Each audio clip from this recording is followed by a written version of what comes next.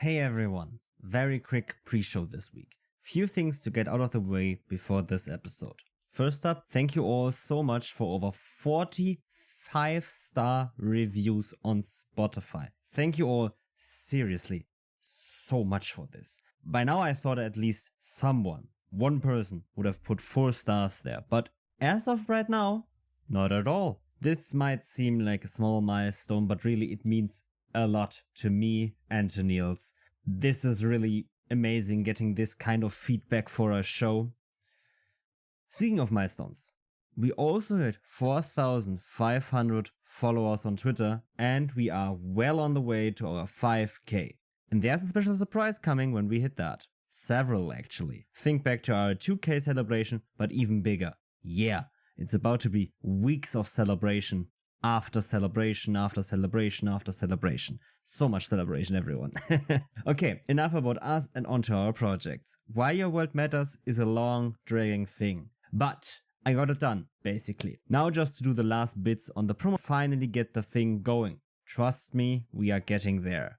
Titan's Call episode 1 and 2 were recorded. We also talk about that in the episode. And we are hyped to the maximum for the next recording sessions. We are on the finishing line for this project to actually drop, and I can't wait to share it with you all. Okay, and with that, there's nothing left for me to do but to wish you all a lot of fun listening to this episode 48 of DoubleDM about how to get the best feedback.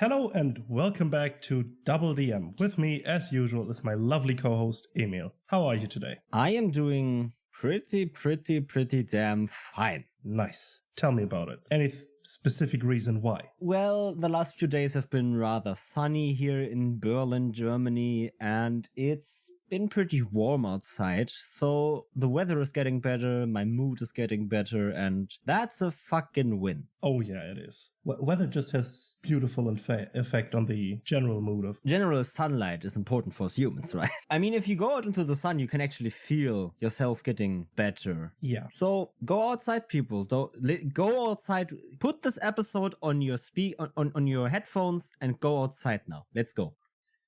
Why are you still sitting at home? Why? What? Go. I don't think we can make these people go outside. Niels, you had a session this week. Yeah. A session of Curse of Strahd. Oh, yeah. Do you want to tell me about it? Sure. It was basically an introduction to the whole Curse of Strahd theme, setting, and whatnot. And most of it was, or all of it was basically role-playing, getting to know the characters. And we have an interesting cast of characters. Ooh. Yeah. Okay, tell me about it. We have an Owlin barbarian with a very short temper, one pretty naive young homebrew class of the DM, one French-inspired arcane trickster rogue, kind of snobby and stealthy. Snobby and stealthy, the new way of playing rogues. And one moth paladin.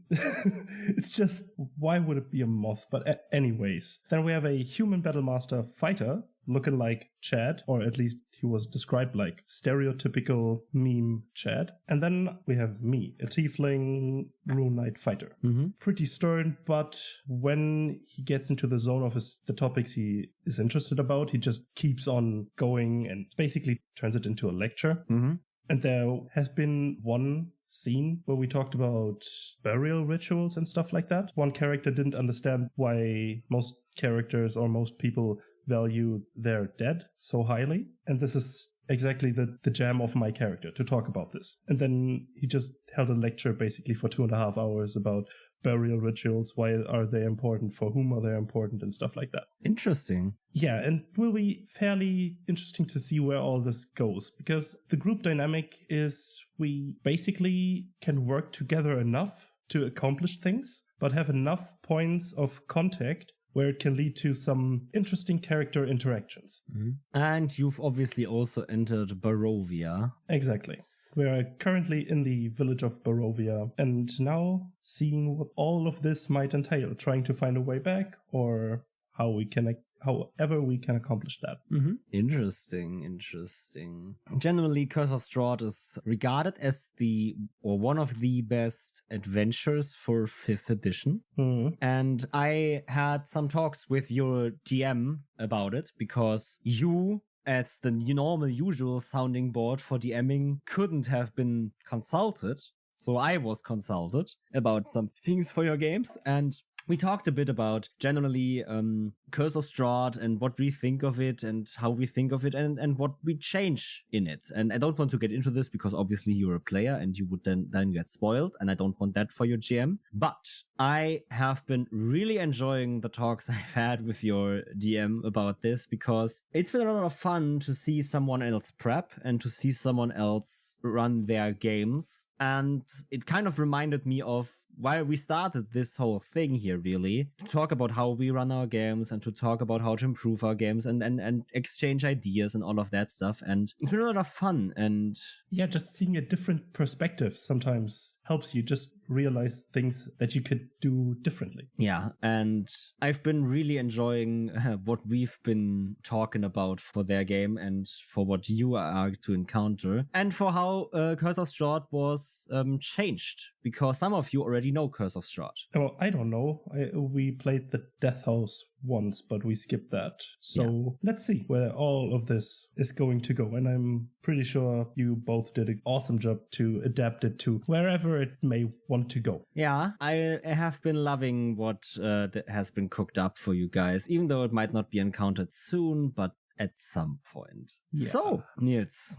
Yes. There has also been something else this week that I think you're eager to talk about. Yes, I am. I have to hold myself back a bit to not just spoil everything. We had the first recording of Titan's Call, and fucking hell, I loved it. It was one of the best, if not the best session I ever had. Just putting this. I think if I get more into this, you might not be able to stop me. So yeah, please talk about it, because I can't hold myself back then. So Titan's Call is, as I hope nearly everyone knows already, is our show, D&D 5e actual play podcast about a world that is very cruel, very dark, but also very beautiful in the spots where you encounter it, and very, very, very deep mysteries and expansive lore at places that isn't designed to be lore dumps, but is designed to be discovered slowly by my players, who Niels is one of them. We don't have a release date yet for this show, but we recorded the first one and second episode already, and it's been great. We've had the big thing, if you know the promo images of Titan's Call, you know that it's about some ancient evil that has awakened and is angry now, and my players got to meet that ancient evil and escape its impossible, near unstoppable destruction. And now they want to find out how they are involved in this, why they are involved in this, and what this all shit has to do with something that is happening around them. Oh yeah. I'm so hyped for the next session, because it's just, I want to know more. You caught me, my character, and I think everyone else at the table as well. Yeah, I you know, when you run such a good session that you believe this can't be that good. Yeah. But because exactly that is the feeling I've had for the last 2 days or something. It's still surreal, and I still have to process what the fuck actually happened. And I wrote the damn thing. Yeah, then you can imagine what is going on in my head. It is just, I had to let everything sink in that happened, and I'm not nearly finished with this. It's just, it happened so quickly, and it happened so much that I can't really comprehend yet. Yeah. I still have to figure everything out. And then once we draw those cross connections, where it may came from, and blah, blah, blah, blah, blah, all that kind of good stuff, this will take it to the next level. Yeah. The first 2 episodes of Titan's Call are designed to let my players not actually think much. So if people are, when it comes out, a little bit curious of if that is going to be the whole series, no, it's not. I designed especially episode 1 to be this grand opening, which with chaos, with destruction and with a lot of what the fuck is happening, actually. So bear in mind that is not going to be the whole season or the whole show, but the whole show is more like episode 2, 3, and probably 4, which then draws on for I don't know how long. But I can tell you that Titan's Call will be in a seasonal structure. That means that we won't be having 150 episodes of it and that have an end of a campaign, but that there will be breaks in between arcs and maybe chapters in the campaign, meaning that there is time for different games to be played by us. Because what we set out in the beginning when we said we wanted to do also actual play content is to not just run D&D. No offense against the people that only run D&D or maybe also Pathfinder, because those games are great. But I wanted from the beginning that we are not D&D only, that we introduce people to different games that we've enjoyed in the past, that we think they will enjoy as well, which are... I'm not saying that these games are coming as actual plays, but I am saying that these are the games that I have enjoyed and I would probably love to do actual plays. Or that I want to definitely play with my group, which is The Dark Eye, which is a German... It's fantasy adjacent and kind of D&D-like, so also we don't want to do that only, but I also want to do Delta Green, maybe, and something cyberpunky or spacey, aka Starfinder, for example, right? Those type of games. Or Veil of the Void Reforged, as I have laying around here next to me. Those type of games as well. And because I just don't want there to be only one game on this channel next to this discussion, which is, as we have to tell you guys, it's mostly D&D, but not only. We try to also tell you that this works in other games as well and try to be system agnostic, but obviously D&D is the main discussion point because for most people it's the game they play and for us it's the game we connected over, so it's gonna be a lot of D&D focused stuff, but never only D&D. Yeah, most of our examples usually come from D&D campaigns we played or stuff like that.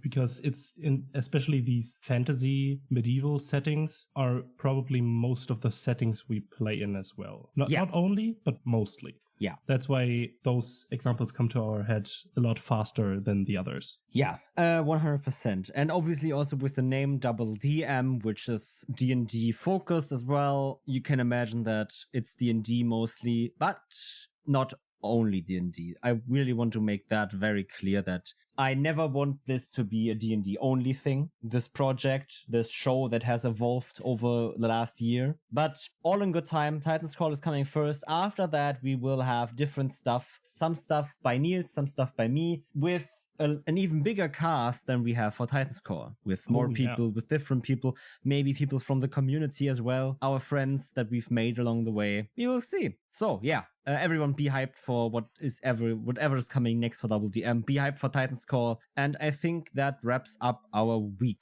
Wasn't that eventful this week? Yeah, but it happened enough and it happened.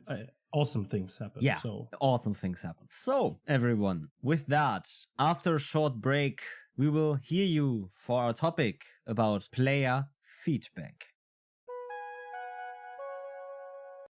If you like what you are hearing, then give us a follow on the platform you are listening to us. And give us a like, 5-star rating and or review on that platform to boot. That way you can support the show so we can keep doing what we are doing in bringing you insightful discussions and knowledgeable advice. If you wish to book affordable ad space on this show that would play instead of this recorded message, contact us on Twitter or per mail with our business email doubledmpod@gmail.com. Now, back to the episode.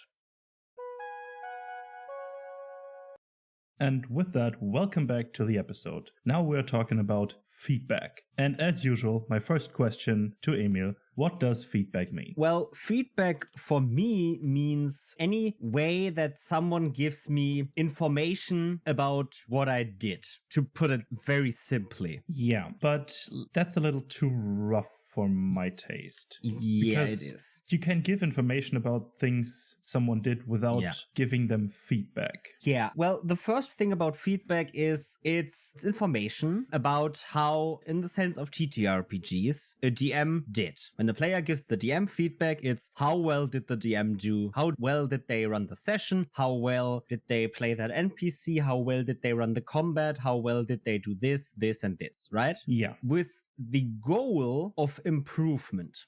When someone gives you feedback, it's about you improving your style while they give you information about what you did and maybe how you could do it better, or just saying, these are the points where I think you could do better. Focus on that. Exactly. It kind of ties into some sort of criticism, but in a good and constructive way. Yeah. Well, feedback is constructive criticism. Exactly. But there is a distinction to be made between constructive criticism or feedback and destructive criticism, because one is sought after and the other one shouldn't exist, in my opinion. Well, the thing, right? I don't know about the not exist part of it, but I agree feedback and constructive criticism. Let's say feedback is the most well-intentioned way of putting the thing of giving someone information about what they could do better. Yeah. Constructive criticism is, for me, pointing out the flaws and how to do it better. Criticism is just pointing out the flaws. And then theoretically there's also insult, which is not just pointing out the flaws, but just saying you did bad. Yeah. And I say this now, if someone comes to you after your session you run for them and they just go, that was a bad session, I hated that, without giving you any pointers why or how to improve, that's just them insulting you. You don't have to focus on the people. Yeah. Focus on those that say, well, I like the combat, but the NPCs kind of felt flat for me. So I don't know, could you maybe try to make your NPCs more three-dimensional? And that's criticism, that's constructive criticism or feedback. That's someone that went, okay, I like what you did, but that could be better. And even if they don't know how, it's not expected of people. When I ask for feedback, I don't expect people to give me the answers. I just want them to give me their opinions, their feelings on things, so I can try to find out what to do. Yeah, what I expect from my players when I ask for feedback is that they stir up questions on things that I could do better and how I can do better, without them telling me this is how you should do it. Just saying, yeah, maybe the characters or the NPCs you did, I liked the personality, but they didn't really come out as much as we would have liked to. And then I can question myself, okay, how can I accomplish this? How can I make them more dynamic, more in-depth, basically? Yeah. Or how can I show it to them better? Yeah. Just stirring up questions that you ask yourself and then answer yourself. Just by feedback or input from your players or people you ask for feedback for. Yeah. So I would say, to get away from the hair splitting we do at the beginning of each episode, to what we talk about this episode, what we call feedback is every well-intentioned criticism feedback you get, right? We don't talk about when someone says your session is bad. We can't talk about that because it's just not worth your time to deal with someone that says your session is bad without giving you the reasons why. Yeah. But if someone says, I didn't like that, and that's because this, that's something you can work with. It might not be that well put, because normally you have learned as well, I can think, and I did in school, good feedback or constructive criticism is always started with something positive. Yeah. I like this, but that other thing I didn't like as much. If someone, this is not, we're not in school here, we're not in college or wherever or in a job, we're here at a hobby fund. If someone starts with something bad, it doesn't mean that they have bad intentions or anything. If someone gives you a point where you can work on and says what they think you should be working on or what you can work on or give you any pointers, that's what we talk about. If people actually give you something you can work with. Yeah, and I think just to the point you just made with starting with a good thing, it just sets the mood right. If you compliment something, someone might be more down to accept sort of criticisms or things that they could improve on because they feel good. Yeah, I did a good thing, but there are small things that I could maybe change. That's the exact reason why you do that, right? Yeah. That's why you should do that, because it just relaxes the person that you're just now giving feedback to. They know, wow, this wasn't all bad. but there's still something I can improve on now. Yeah. But I did that good. And that also is feedback. If someone says that was good, that's just as much feedback. Yeah, because you know what you did good and can exactly do the same thing, basically. If they say, yeah, your combat was run near flawlessly, it was exciting, it was different, it wasn't just rolling dice and hitting things with a stick. You know that you did good in that section and you don't have to work on that. But then maybe roleplay. Okay, I can do that because I don't have to put work into my combat section anymore because I know I did great. Exactly. And right, that's the thing. That's feedback, basically. Feedback also includes the I did that well, because for feedback, the difference between feedback and criticism for me is feedback is any kind of, hey, that, and then I like that or I dislike that. That's both feedback. Yeah. And then also saying why. For example, I liked your combat because it was descriptive, because it was engaging, because it was cinematic or whatever. Then you know, okay, cool, I can do that more. And if someone says, hey, I didn't like your combat because it felt not as cinematic as I would have hoped, then you can also work on that. And that allows you to always find out where you should put in more work to improvement. Because the goal of feedback is improvement. And if someone gives you any kind of feedback, in quotation marks, that is not focused on your improvement, you shouldn't focus on it, people. Please don't. If someone says your game is bad because it didn't have any dragons in it, well then don't give a fuck, please. It's for your own sanity. Exactly. But yeah, so Nils, we talked a lot about what feedback is and what criticism is and all of that stuff. So we only focus now on the side where improvement is the goal, as is with this podcast, really. Yeah. This podcast's main idea was that we both improve as gems, and if someone on the way improves as well, that's perfect. So people, if you have feedback for us, please give it to us. We want to improve this podcast thing, or maybe one of our points, you disagree with that. Send us a message and we can have a talk about it, or we can have you on one of our episodes if we think that would be possible or whatever. Sure, let's go. But okay, Nils. Yeah. Now comes the question. Okay, we talked about what we want. We talked about what we talk about. But how do you get it? How do you get feedback? It starts fairly early into playing because it starts right off the bat with, I would even say, finding dates or organizing sometimes.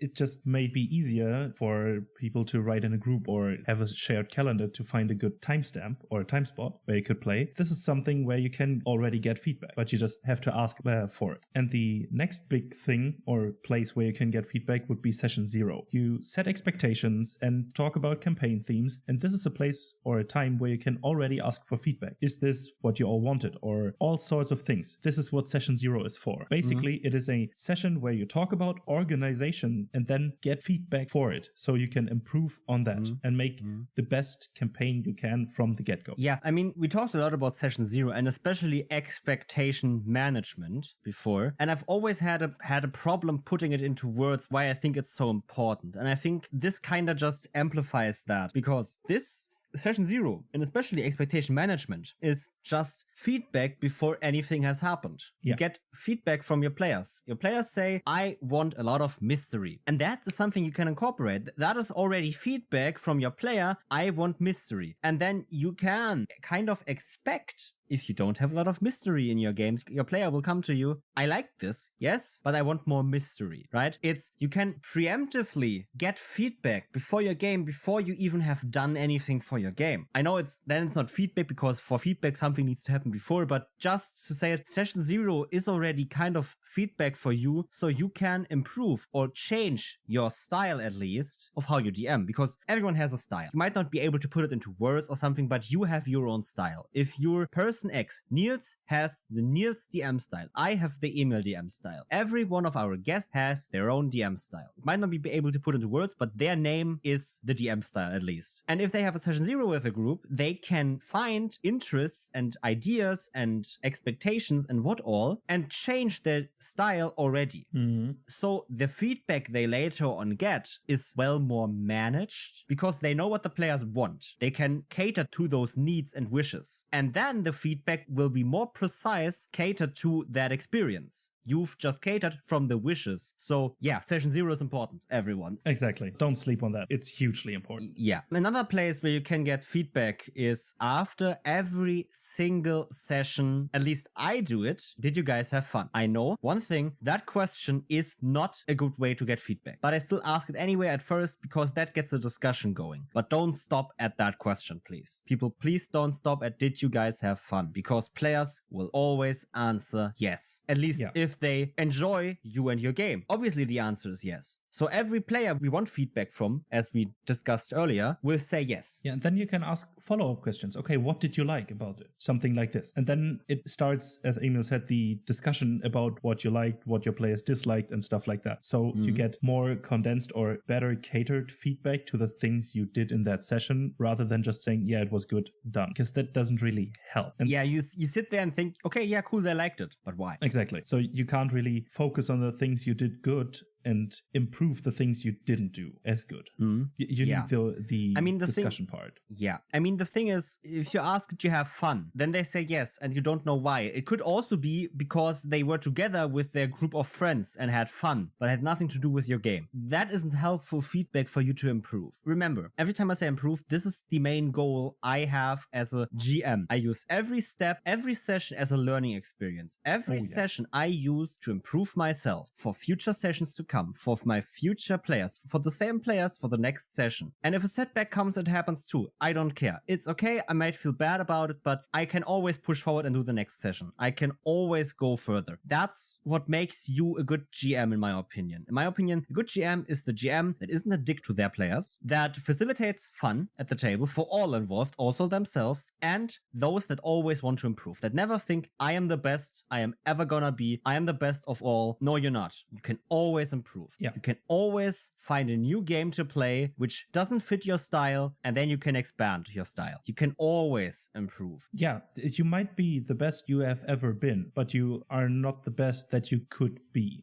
You improved on the things you got feedback from, but there's still room left to grow, always, because that's just how it is. Yeah, but for example, coming back to the sessions, to every session feedback, right? I would say, especially because most sessions are kind of scheduled, obviously. You meet up for 4 hours and you want to play as long as you can. It's okay to take the last 20 minutes of your planned 4-hour session time and play one of the after session tools that there are outside there. Roses and Thorns. Stars and Wishes, for example, are the two big ones I know of and I use, which allow you and your table to kind of play around. Obviously, Stars and Wishes and Roses and Thorns kind of also include player-to-player feedback and not just player-to-DM feedback, but they still get a discussion going to talk about the game, what they enjoyed, what they didn't enjoy, and all of that stuff, and that helps. But I would say keep this discussion short, but obviously not too short. But you don't have to do it like an hour long. It's, did you guys have fun? And then think about what you did in the session. A lot of people say that there's a 1-to-1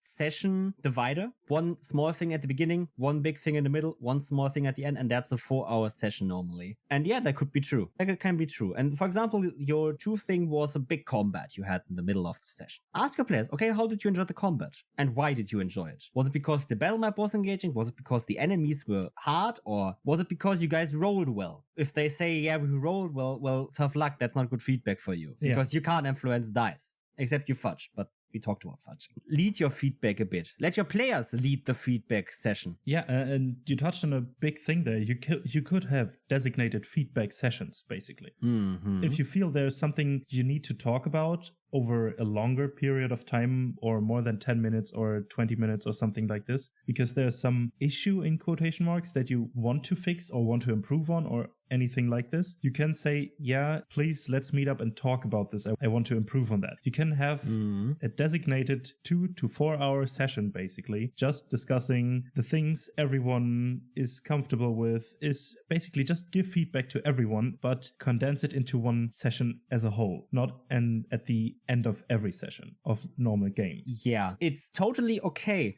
to take one of your weekly sessions every, let's say, 10 or 12 sessions to be Just a condensed meetup of everyone talking about the game. I know some people do not enjoy that they carve out their time out of their week, out of their busy 2-job week, and then just talk about the game. But really, talking about the game, trying to find points where you can improve as a player and as a GM is the best thing you can do for me. Yeah. What I do with my players, because we have the flexibility of that to then schedule extra sessions. For example, I did it for one of my games, and every player got their own 1.5 hour session to talk with me. Just me, no one else, all the feedback they want to tell in a private setting. It was good.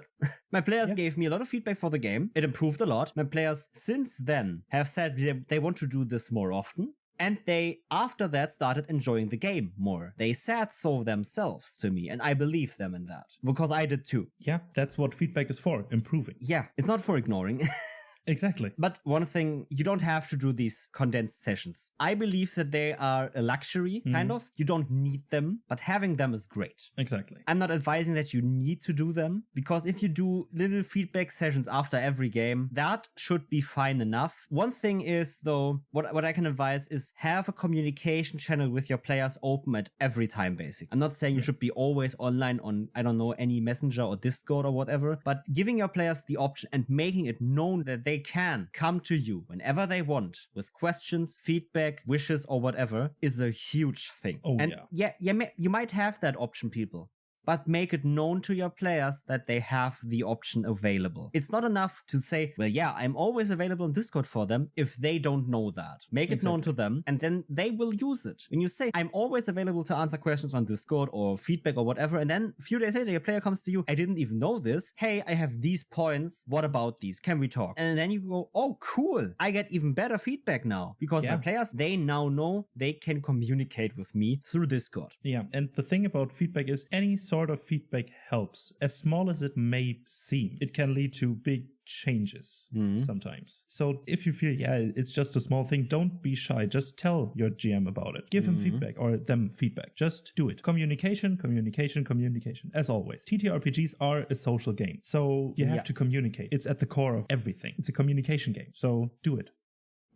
Even out of game. Yeah, so TTRPGs are social and communication games first. Use these two things. Okay, so Niels, we touched on it the last 15 minutes, but please put it into words for me. Why is feedback so important? Because most of the time will lead to a better gaming experience for everyone at the table, including yourself. Yes. You get more comfortable with everything you do because you know what can do great and what you cannot do great yet, but you know where to improve. So you do that. And then it gets better at everything. So the whole enjoyment as a whole of the table, of the sessions, or whatever you are doing just gets better. You just enjoy things more when you get feedback because you can work on things, period. Yeah, like you said, it's for improvement. Improving your game, improving your skills, improving your experience, whatever. That is what feedback is for. That's why it's important. Because it improves. Because it gives you a good way to improve, let's say, efficiently. Even though this isn't about min-maxing your experience of the games or your skills of the games. But at least if you have pointers where to focus, where to improve, it's easier to improve. That's true in every regard, in every field, in everything, really. If someone gives me feedback on how I code at work, that's gonna help me improve. If someone does it for DMing, that's gonna help me improve. It really does anywhere. But also, it allows conversation to happen, right? It's about conversation. It's about TTRPGs are also about making compromises,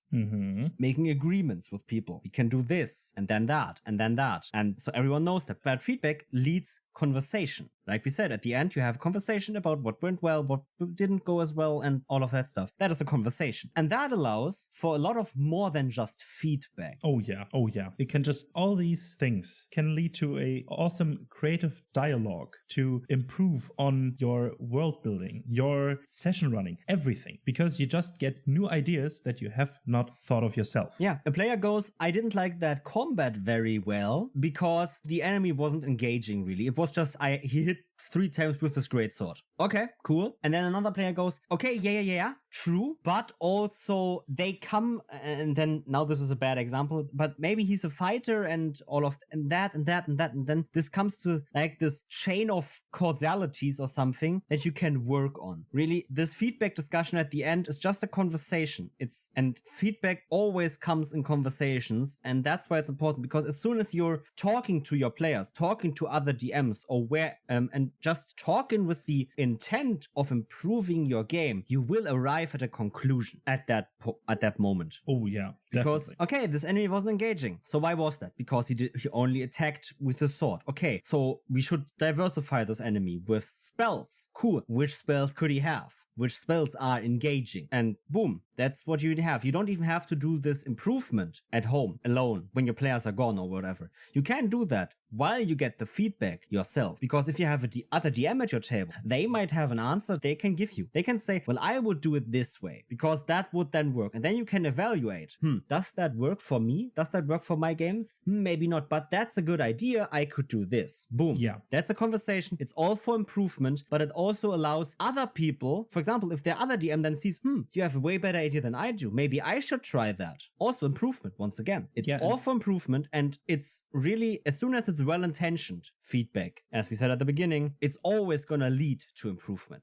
Yeah, and these feedback communications after the sessions, I really enjoy them when there are DMs that play at my table and, in quotation marks, normal players. You know what I mean? Mm-hmm. Because the DM players know what is roughly going on behind the screen, because they've been there themselves. And you get basically 3 different points of views from the same table. And this just irons out every kind of little bump, because you can shine light on it from multiple different angles. And this just helps you see different things more clearly and then focus on them. It's awesome.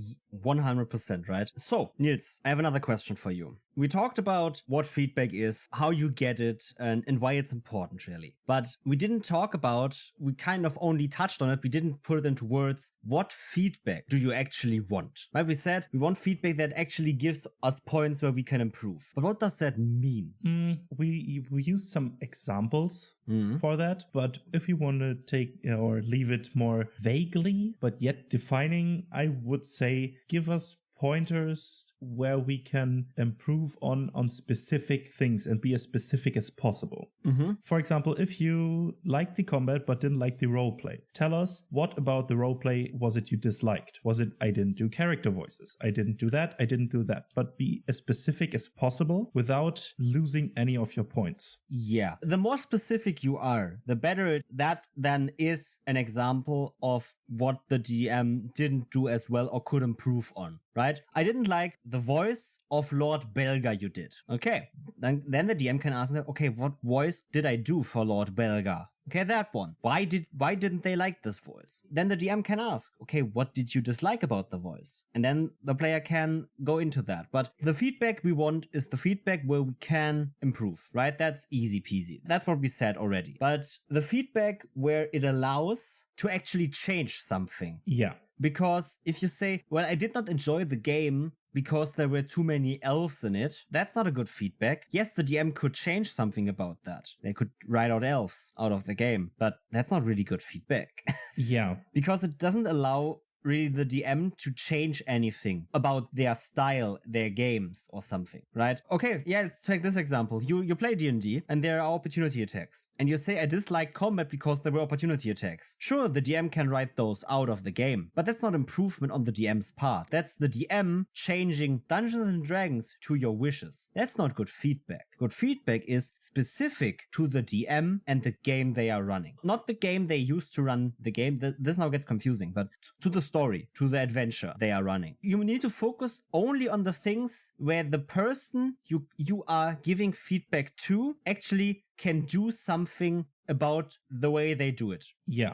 Telling someone, I don't like your game because it's D&D isn't good feedback if you think about it. Sure, if the question becomes, which system are we gonna use for this campaign? And you did a session 0 with D&D, or you did a session 1 with D&D, and you said, well, I don't enjoy D&D, let's change to a different system. That could be a thing. But if you join a D&D game and say, I did not like the game because it was D&D, that's not feedback the DM can use to improve at all. Yeah, and then let me ask you a question right about that. How do you deal with that? With impossible feedback, basically. Yeah. Well, as a DM, when I get impossible feedback, and this can range from feedback that is, yeah, I just had fun in the discussion, and then not going into further why because the player can't put their thumb on it, or the feedback like, I didn't enjoy the game you were running because it's D&D. Well, for the first thing, if a player just goes and isn't giving good enough feedback because they don't have an idea of what to say or don't want to say anything, you can put a little pressure on it, basically. You can say, okay, well, what did you enjoy? Please tell me. Okay. And then you can go very specific questions where you might think you are in need of improvement. So, I'm not that good at character,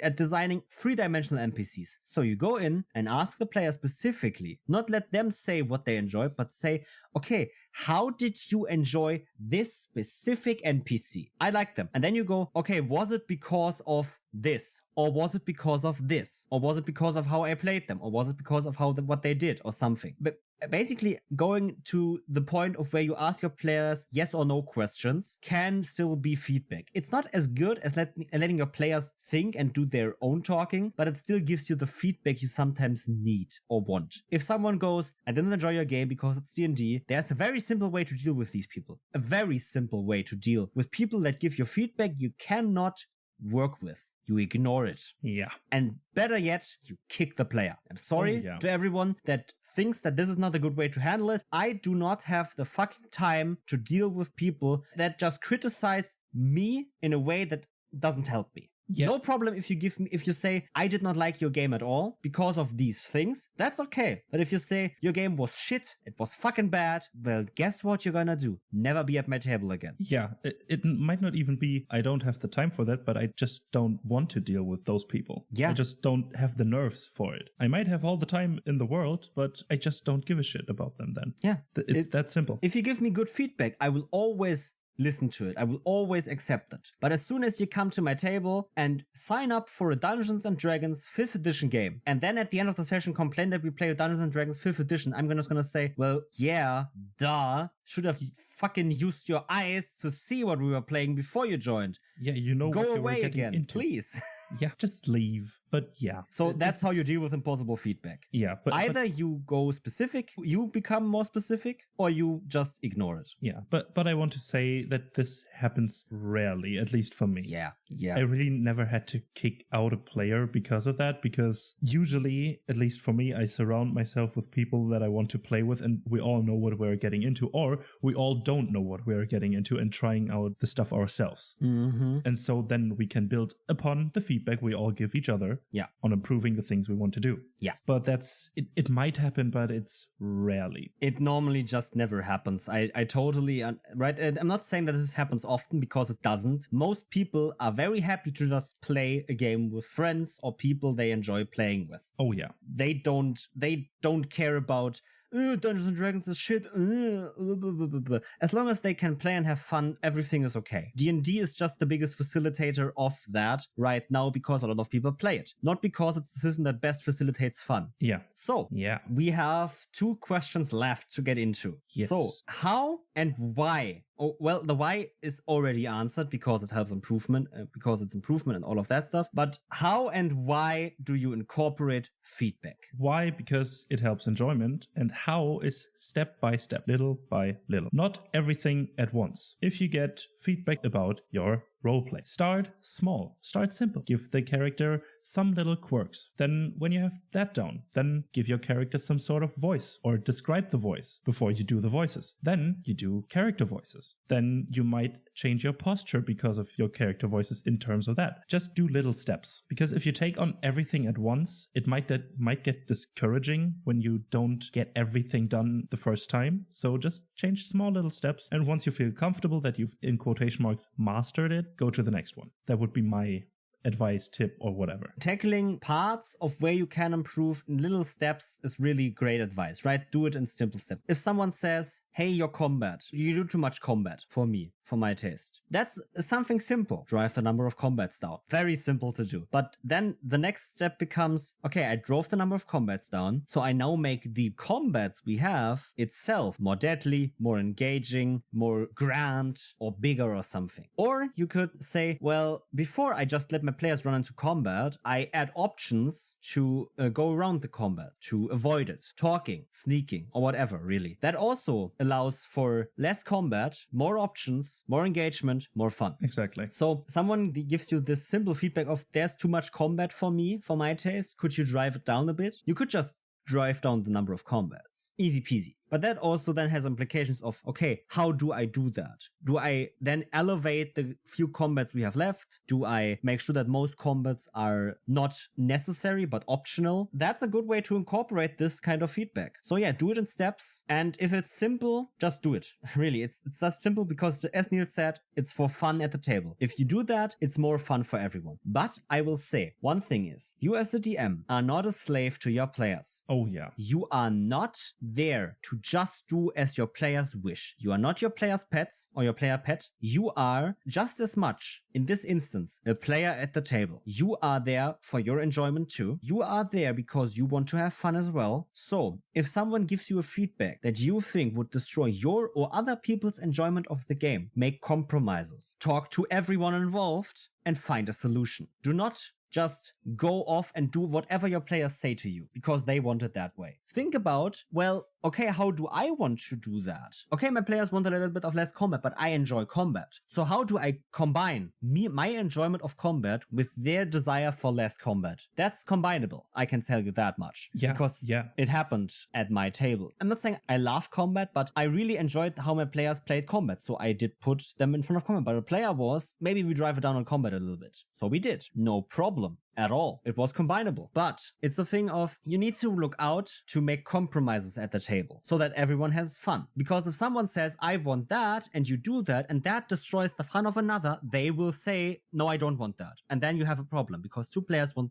different things. That's why you have a session 0 at the beginning. That's why it's okay to do re-session 0s again after you've had like 3 or 4 months of play, because expectations change, as we talked about. So the best tip I can do is always evaluate the feedback you get first before blindly incorporating it. Not just because it might not be applicable, like the you play Dungeons and Dragons, I don't want to play Dungeons and Dragons, which isn't feedback. Sure, you can play a different game. Sure, but that's not the point. Yeah. Then evaluate not how good the feedback is, but evaluate how good you can incorporate the feedback, where it might clash with other expectations, other feedback you got, and then find compromises. If the feedback is easily realizable, do it. If you have to do a lot of thinking on it, put it into steps, like Niels said, and evaluate each step where it might cause, in quotation marks, problems at the table or for the game. Yeah, then let me ask you this. We basically covered the topic. Did you have any sort of feedback that you incorporated that you wanted to talk about in your own games? Do you have any examples or stories? Yeah, Tell me. First of all, right, I did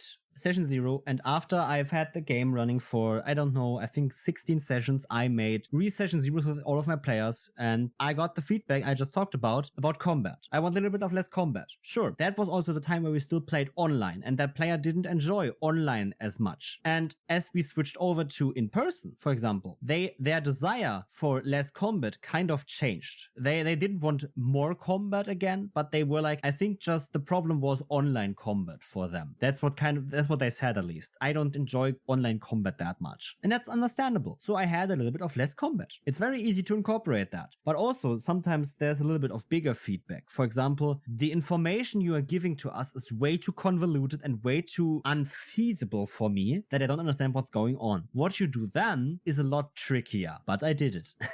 What I did with my players, because we decided as a group that this was the best way, and this is now the advice I can give for very big feedback that might be a lot of things divided into steps. Right, we said it often enough now. But for the lore dumps or for the convoluted lore, I and my players had a session where we met up and just collected all the lore we have into a document so we all know on the same page. That's what we did. You don't have to do that. But it's how we realized as a table would be the best way to deal with this. And that's the advice I can give. initiative. Find out a way to do this with your table. You are not in this alone as a dungeon master or as a game master. You're never alone. You have your players. They are people you can talk to about the game. They are people you should go for feedback to, because they are the ones that are influenced by what you do with the feedback. But they are the people that can give you the best input ever. Yeah, because they are the nearest to it. Yeah. So they have hands-on experience with it, so they can give you the best feedback, obviously. Mm-hmm. Yeah, for me, it would be about combat as well, because most of my players didn't like the easy but dragging out combats, but more short, condensed, but heavy and hard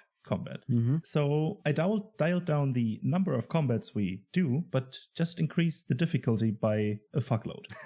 Yeah. That was the feedback I got from my players and myself as well, because it's just more interesting if you're on the verge of death. It can... When it comes to combat, right, I only use deadly combats. Oh yeah, because everything else is just, yeah, you barrel through it, yeah, okay, you spent your second highest level spell slot, yeah, oh, whoop-de-doo, who cares? But if your cleric goes down and is making death saves, and no one knows how many failed death saves you have, that's fucking exciting. Because then you have to value, do I greed or do I go for the kill and then help the cleric, or do I take the risk in getting hit myself but helping the cleric now because he might die otherwise? Mm-hmm. It just gives so many character advancement options within combat. It just gives more exciting things to do or to say or to act on in combat. And that's what we decided to do. And one thing I am working on right now is more being more descriptive, because that's one thing I realized myself and then talked about with my players is when I describe a scene, I have a scene in my head. I see a picture of it, or basically a 3D view of my scene, but my players don't. And then I try to incorporate little things like decorations. I describe decorations a bit more from a door or something and try to incorporate it that way. And then turning that over to NPCs and then going into voices and stuff like that, but step by step. And I'm currently working on that. That's good. That's really good. Best of luck on that, obviously. Thanks. So, to summarize this episode, because we're at the end for today's topic, we talked about feedback. We talked about what feedback you want and what not. To summarize, you want the feedback where you actually can improve someone. Going off about some things you cannot really control or that should be obvious and you won't change should not be people you focus on. We talked about how you can get important feedback, where you can get it, when you can get it, and how you can get it, right? We talked about what feedback actually is, and we talked about how to incorporate it, because that's the important part of it. Getting feedback alone isn't enough. You need to incorporate, you need to work with it. And the best thing we can say for working with feedback is taking it easy. Really, take it easy. Divide into steps, do every step one by one, do the things your players want, but watch out. Just approach it like you would normally do with your friends, because it's a friendly, fun experience to play TTRPGs. It's not about who has the best table of all time. It's, hey, I'm having fun with my friends, and incorporating the feedbacks my friends give me makes the fun more fun. So yeah, do that. Have that intention in mind, and you should be golden for every feedback that comes your way. And again, ignore the feedback that doesn't really help anyway improve the fun, because it doesn't improve the fun. Sure, there's someone saying they don't enjoy Dungeons and Dragons when you said, hey, I'm playing a Dungeons and Dragons game, do you want to join? Sure, they can give you the feedback of, I should maybe try other systems. Sure, I agree with that, but it doesn't help you for your Dungeons and Dragons game, where you want the feedback now. So fuck it. So, I think I raged enough about people that don't give good feedback. Niels, send us off for today. Alrighty. You can follow us as usual on Twitter and Instagram at DoubleDMPod. You can visit our website at www.doubledm.com, and you can donate to us on Ko-Fi if you wish so. And please, if you like this show, leave a 5-star rating on Spotify or wherever you get this podcast. And with that, hear you on the next one. Bye-bye. Bye-bye, people.